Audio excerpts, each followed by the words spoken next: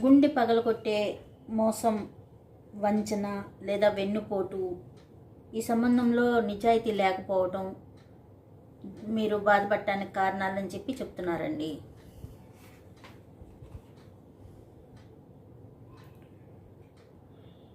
మీ ప్రేమలోనూ మీ జీవితంలోనూ మంచి నిర్ణయాలు తీసుకోవాలి. సెల్ఫ్ లవ్ చేసుకుంటే చాలా మంచిది. సెల్ఫ్ లవ్ మీకు మీరు చేసుకోండి అని చెప్పి చెప్తున్నారండి.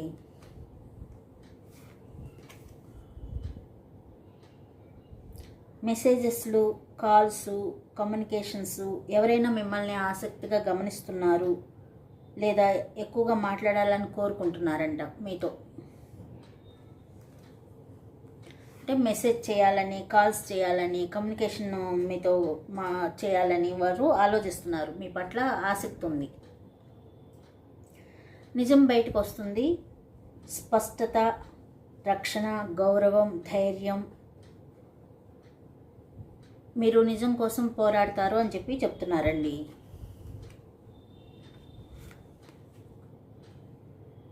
నిజం తెలిసే సమయం వచ్చిందంట.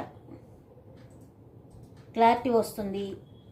అంటే మీ సమస్యల్లో ఒక స్పష్టత వస్తుంది, మార్పు వస్తుంది, నయమవుతారు, విషయాలు బాగుపడతాయని చెప్పి చెప్తున్నారండి.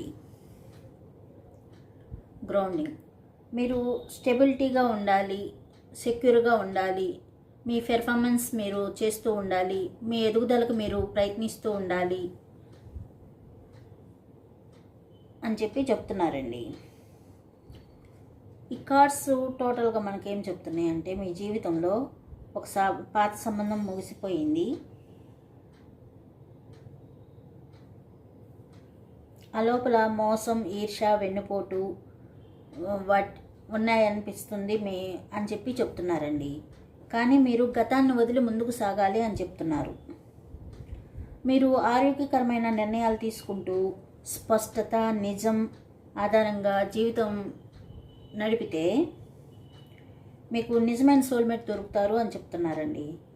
సింపుల్గా చెప్పాలంటే, మీరు గతంలో మోసం, బాధ వీటిని వదిలేసి ముందుకు వెళ్తే మీ నిజమైన సోల్మేట్ మీ దగ్గర అవుతారు అని చెప్పి చెప్తున్నారు. కొత్త ప్రారంభం ఒక క్లారిటీ ఇస్తుందంట. సెల్ఫ్ లవ్ మీ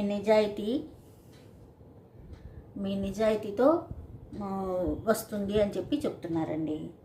ఇవ్వండి ఈరోజు రీడింగ్. మీకు నచ్చినట్లయితే సబ్స్క్రైబ్ చేసుకోండి, లైక్ చేయండి. Thank you.